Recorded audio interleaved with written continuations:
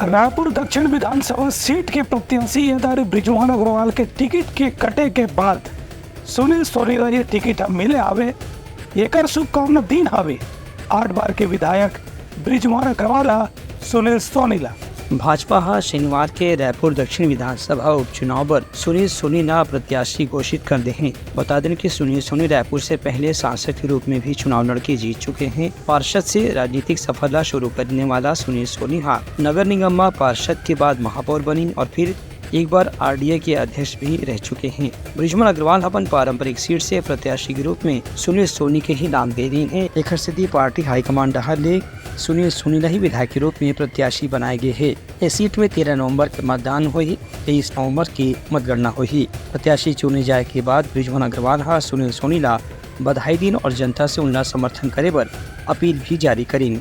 रायपुर लोकसभा के पूर्व सांसद, 2 बार के मेयर और आरडीए के अध्यक्ष, जिनके नेतृत्व में रायपुर शहर ने तेजी से विकास किया, ऐसे सुनील सोनी जी को दक्षिण विधानसभा से प्रत्याशी बनाया है।